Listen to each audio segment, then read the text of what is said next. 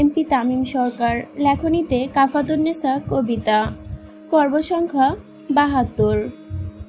হাতে ফুল দিয়ে দলের ছেলেপেলেদের সাথে সাদা পাঞ্জাবি পরিহিত তামিম সরকার পানিমন্ত্রীর বাড়িতে যায় পানিমন্ত্রীর মেয়ে অকাল মৃত্যুর গভীর সমবেদনা জানাতে। যুবতী মেয়ের অকাল মৃত্যুতে অনেকটা ভেঙে পড়েছেন উনি। তামিম আসতেই মোটামুটি একটা থমথমে পরিবেশ সৃষ্টি হয়। সচরাচর তামিম সরকারকে কখনো এমন পরিবেশে দেখা যায় না, কিন্তু আজ গেল। তামিম গিয়েই ফুলের বুকিটি যথাস্থানে রেখে পানিমন্ত্রীকে সমবেদনা জানায়। পানিমন্ত্রীও আবেগপ্রবৃত্ত হয়ে তাকে জড়িয়ে ধরে। দোয়া করি আল্লাহ আপনার মেয়েকে জান্নাতবাসী করুক। তামিম পানিমন্ত্রীর সাথে কুশল বিনিময় করে আবারও বের হয়ে আসে, কারণ তাকে এখন আরেকটা ফুলের বুকি নিয়ে নিজের ফুপির বাড়িতে যেতে হবে। সাথে তার পঞ্চপাণ্ডবও আছে। পঞ্চপাণ্ডবের মুখে নেই কোনো কথা, সবাই যেন কিছু একটা নিয়ে গভীর চিন্তায় মগ্ন। গাড়িতে বসেই গাড়ির চালানো শুরু করে পেটমোটা রফিক। তামিম সহ বাকি 4 জনের জন্য যে যার সিটে পেছনে। তাদের বডিগার্ডরা নিজের মতো করে গাড়ি নিয়ে আসতে থাকে। উদ্দেশ্য রমনা ময়দান। তার ফুপির বাড়ি আরশিনগর থেকে কিছুটা দূরেই। গাড়ি চলতে থাকে আপন গতিতে। কারো মুখে তখন কোনো বুলি ফোটেনি। আমি মনের কথা বলতে পারি না। কি বলবি? সরাসরি বল। তামিম তার পঞ্চপাণ্ডবের উদ্দেশ্য করে কথাটি বলে। তামিমের কথা শুনে একটু সাহস পায় তারা। একজন আরেকজনের দিকে তাকায়। এতক্ষণ ধরে তারা এত কাচুমুচু করছিল যে তাদের দেখলেই যে কেউ ভেবে দিবে তারা কিছু বলতে চায়, কিন্তু পেটের ব্যথা বা মুখের কথা আনতে পারছে না। পেটের কথা যেন পেটেই রয়ে গেছে, মুখ তৈরি আর কেউ আনতে পারল না। এমন ভাব থেকে তামিম তাদের উদ্ধার করলো। সাকিব শুকনো ঢোক গিলে জিজ্ঞেস করে, ভাই আপনি কাল রাইতে 2 নাগিনরে পরপারে পাঠাইলেন, আজকে আবার ফুল নিয়ে সমবেদনা জানাইতেছেন, কিন্তু তো মাথায় কিছু ঢোকে না আমার। সাকিবের কথা শুনে তামিম নিজের চশমা খুলে এবং আবারও ফু দিয়ে পড়ে ফেলে। রাজনীতিতে একটা প্রবাদ আছে, শত্রুরে মাটির নিচে পাঠাইয়া ওপরে ফুল দিয়া ঢাকো। পঞ্চপাণ্ডব সিটি বাজিয়ে উঠে খুব জোরে। তারা একটা জিনিসের জন্যই অপেক্ষা করছিল, ঠান্ডা মস্তিষ্কের ভয়ঙ্কর তামিমের comeback. The hour of is back. পঞ্চপাণ্ডব যে যার মতো সিটি বাজিয়ে ওঠে। তামিম নিজেও মুছে তাও দিতে দিতে বলে, আমার কলিজায় হাত দিয়েছিল। অগকলিজায় যে কুত্তা দেখা নাই, এটাই তো অনেক। এই জন্যই আপনি তামিম সরকার ভাই, যারে বোঝার ক্ষমতা সমাধান কারো নাই। এজন্যই আপনি তামিম সরকার ভাই, যারে বোঝার ক্ষমতা সাধারণ মানুষের নাই। সাকিবের সাথে সকলেই ঠিকঠাক বলে উঠে তার কথার সাথে একমত জানায়। তামিম সরকারের বোঝা আসলে কারো পক্ষে সম্ভব না। তার মাথায় কি চলে কেউ বলতে পারে না। এই জন্যই মাস্টারমাইন্ড হিসেবে ও বেশ সুনাম আছে তামিম সরকারের। বইয়ের জন্য জান দিতেও পারে, আবার বইয়ের জন্য জান নিতেও পারে। নিজের হাতের ব্রেসলেটটির ওপর উঠাতে কথাটি বলে তামিম, আমার বইয়ের দিকে হাত দেওয়া আর মৃত্যুকে ইনভাইট করা দুইটাই সেম। তামিম খুব শক্তভাবে কথাটি বলে ওঠে। তামিমের এই কথায় পঞ্চপাণ্ডব গতকাল রাতে ঠিকমতো টের পেয়েছিল। গতকাল রাতে তামিম সুভার কপালে আদুরে পরশ ছুঁয়ে উঠে দাঁড়ায়। ড্রয়ার থেকে 5টা গুলি নিয়ে বের হয়। আজকে এমপি তামিম নয়, বরং স্বামী তামিম সরকার খেপে গেছে। আজকে আর কারো রেহাই নেই। তামিম দরজার কাছে গিয়ে আবারও পিছু ফিরে তাকায়। সুভার ঘুমে আচ্ছন্ন। অবশ্য সুভা ঘুম এমনিতেও আসেনি, এত সহজে ভাঙবেও না। তামিম সুভাকে কোলে নিয়ে আসলো, তারপর ও যখনই ভাঙেনি তার মানে পরবর্তীতেও ভাঙবে না। তামিম বুঝতে পারে কিন্তু একটা কিছু হয়েছে, কিন্তু কি? সে তো মনিকার ছন্দাকে ভালো বলতে পারবে। অবশ্য বলাটার দায়িত্ব তামিম নিজের কাঁধেই নিয়েছে। তামিম কিছু একটা ভেবে আবারও সুবার কাছে চলে আসে আর তার পায়ের নিচে বসে। তামিম সুবার পা দুটো শক্ত করে ধরে নিজের কপাল বরাবর রাখে। তোর চোখের প্রতিটি পানির হিসাব আমি নিব বউ, তুই শুধু আমার হয়ে থাক। তামিম সুবার পায়ের তালুতে চুমু দেয় আর বেরিয়ে পড়ে তার উদ্দেশ্যে। তামিম চোল শক্ত করে নিচে নামতে থাকে, মুখে কোনো কথা নেই। তামিমকে চুপচাপ নিচে নামতে দেখে উপস্থিত সকলে একটু ঘাবড়ে যায়। হয়তো তামিম এখনো এক এক করে সকলের গেম বাজাবে, কিন্তু না, সবাই অবাক করে তামিম চুপচাপ বেরিয়ে যায়। তানভীর সরকারও কিছু বুঝতে পারে না তামিমের মনের অনুভূতি। সুভার সাথে এত কিছু হয়ে গেল আর তামিম কাউকে কিছু বলল না। বিষয়টা কেমন জানি আশ্চর্য, ধরতে গেলে পৃথিবীর অষ্টম আশ্চর্যের মতোই। তামিমকে চুপচাপ বেরিয়ে যেতে দেখে তন্নি বেগম বুঝতে পারে তামিমের মন ঠিক নেই, আর পাগল বউ নিয়ে হয়তো একটু হতাশ। দেখছেন ভাইজান, তামিম কিভাবে চুপচাপ বেরিয়ে গেল, ওর মুখ দেখছেন? তানভীর সরকার তন্নি বেগমের দিকে কিছু না বলে চুপচাপ তাকিয়ে থাকে দরজার দিকে। মনিকা আর ছন্দও খুব খুশি, তাদের প্ল্যান সাকসেসফুল। তারাও তন্নি বেগমের সাথে তালে তাল মেলালেন। সুবা ভাবি এভাবে আমাদের মারবে বুঝতে পারেনি মা। ওই মেয়ের তো মাথা খারাপ, আল্লাহ জানে পালিয়ে গিয়ে কত কি করেছে, কতজনের সাথে ছিল। পুরো কথাটা শেষ করার আগে তন্নি বেগমের গালে বরাবর খুব জোরে চর পড়ে। হঠাৎ পায়ের বেশ থমথমে পরিবেশ সৃষ্টি হয়ে গেল হল রুমে। আয়শা তুই? আমি আয়শা সরকার, তোর চাস্তো ভাইয়ের একমাত্র বউ। গালে হাত দিয়ে থমথম খেয়ে তন্নি বেগম। শেষে কিনা আয়শা বেগম তার গালে হাত দিল একটা রাস্তার মেয়ের জন্য। চুপ! থাপড় খাইয়া নিজের থোবরা নকশা পরিবর্তন না করতে চাইলে বিসমিল্লাহ বললে বের হ আমার বাড়ি থেকে। তুই আমাকে বের হতে বললি? কানে কি কম শুনতে পাস? তোকে বলছি যা, বের হ। ভাইজান দেখছেন? তোর ভাই কি দেখবে রে? আমি কি তোর ভাইকে ভয় পাই? ভুলে যাস না আমি আয়শা সরকার, তোর ভাইয়ের মতো কুখ্যাত লোক সোজা করে ছাড়ছি। আর তুই তো কোন খ্যাতের মোলা, বেশি তেড়িমেড়ি করবি তো মামাইয়া দুইটারে ধইরা চুলকাইটা পুরনো আশিনগরে ঘুরাবো। আয়শা সরকারের কথা শুনে রাগে ফুঁসে ওঠে তন্নি বেগম।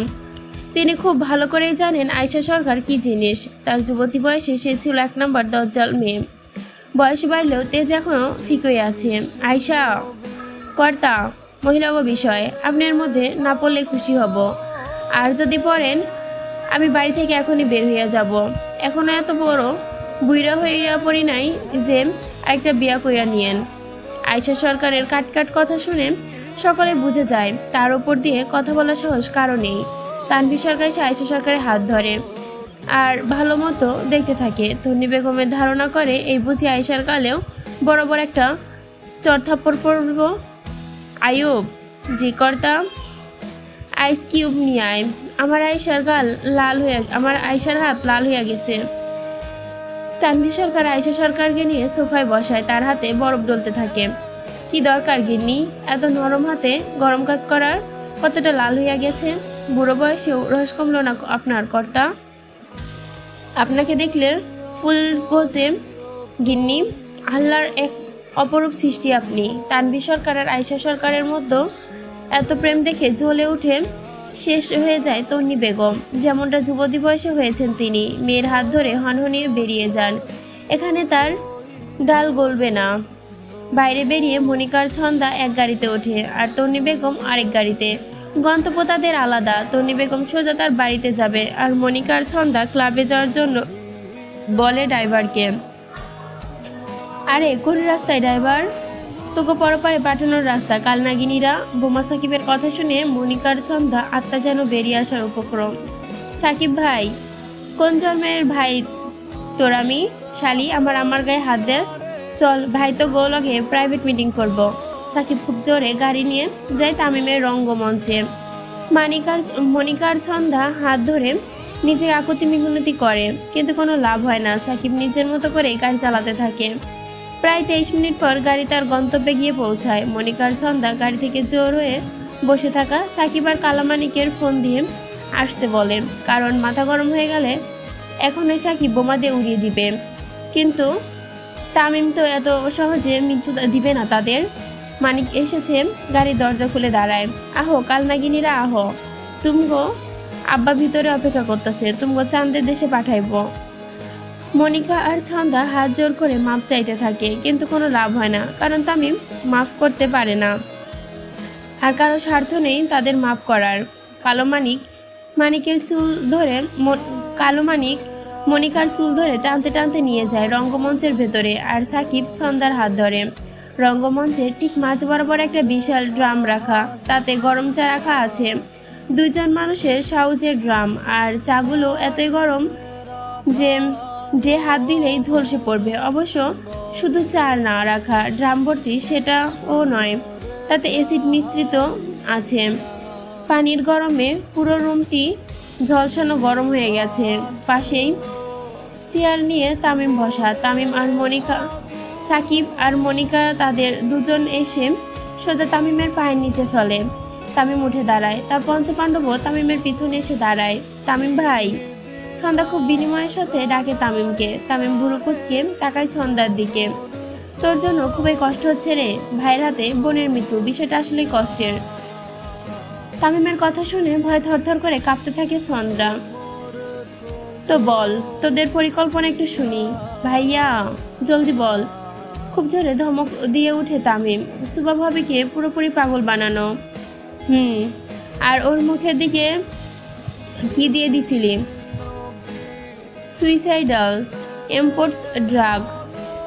তামিম খুব শক্ত ভঙ্গিতে তাকিয়ে থাকে তাদের দিকে। সুবাক যেন নিজেই নিজের জীবন নিয়ে, সেটার জন্যই এমন পদার্থের সাথে চকলেটের সাথে মিশিয়ে খাওয়ানো হয়।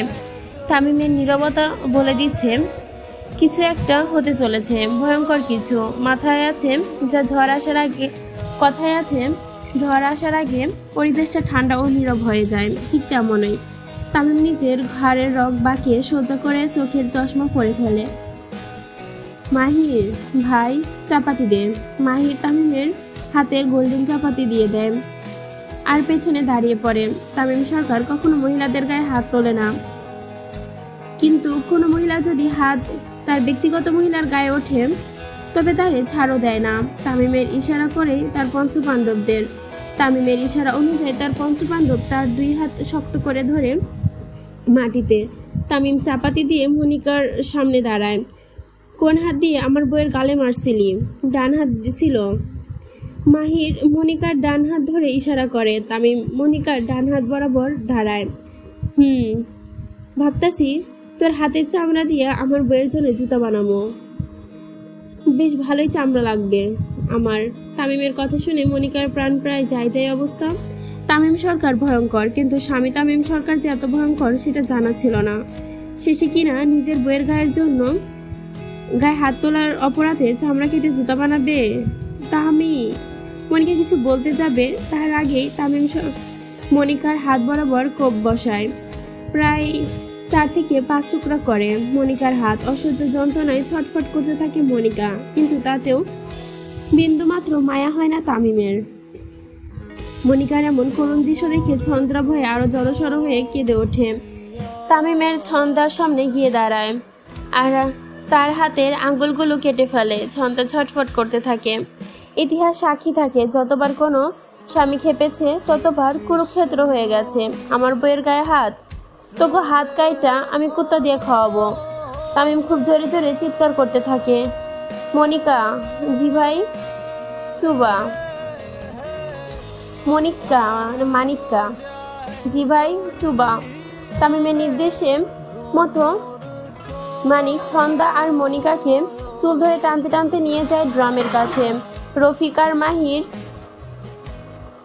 মানিকের সাথে মিলে তাদের দুজনকে ফুটন্ত গরম চায়ের মধ্যে ফেলে দেয়। পুরোপুরি ঝলসে যায় তাদের শরীর। তামিম খুব শান্তভাবে তাকিয়ে থাকে সেদিকে, যেন খুব তৃপ্তি পেল সে। আমার বইয়ের হাতে চা ফেলা ওগো গরম চায়ে ডুবাইয়া মারলো। স্বামী হিসেবে আমি না মারলে আমি স্বামী হিসেবে ব্যর্থ হতাম। তামিম চশমা খুলে ফুদি আবার পরে ফেলে। সাকিব, এখনই উড়াই দিতেছি ভাই। মাহির, এখনই সব ক্লিয়ার করতেছি ভাই। তামিম সুন্দর মতো রঙ্গমঞ্চখানা থেকে বেরিয়ে যায় আর বাকিরা নিজেদের কাজে লেগে পড়ে। সম্পূর্ণ বিষয়টা এমনভাবে সাজানো হয় যেন দেখে মনে হয় তেলের ট্রাকের সাথে অ্যাক্সিডেন্ট হয়ে দুটো গাড়ি একদম শেষ হয়ে গেছে। সিসিটিভি ফুটেজও ফেক বানানো হয়। তামিম যে মাস্টার মাইন্ড একটা কাজ করেছে সেটা দেখে বোঝা যায়। পুরো দেশ যখন মন্ত্রী আর প্রধানমন্ত্রীর বোনের মেয়ের মর্মান্তিক মৃত্যুর খবর ছড়াছড়ি, তখন তামিম সরকার সুন্দর মতো তার বউয়ের সাথে রোম্যান্স করতে ব্যস্ত। রঙ্গমঞ্চখানা থেকে ফিরে তামিম সোজা ওপরে চলে যায় তার পরীকে দেখতে। তামিম রুমে এসে দেখে খুব এলোমেলোভাবে শুয়ে আছে সুবা। তামিম ডোর লক করে সোজা সুবার কাছে চলে যায়। মাত্র খুন করে আসছি আর এই সেমরি কি সংকেত দিতাছে। তামিম নিজের পাঞ্জাবি খুলে সাইডে রেখে দেয়। ওয়াশরুমে গিয়ে ফ্রেশ হয়ে শুধু একটা টাওয়াল পরে চলে আসে। ডিম লাইটে সুভার মুখটা বেশ নমনীয় লাগছে। তামিম এমনিতেই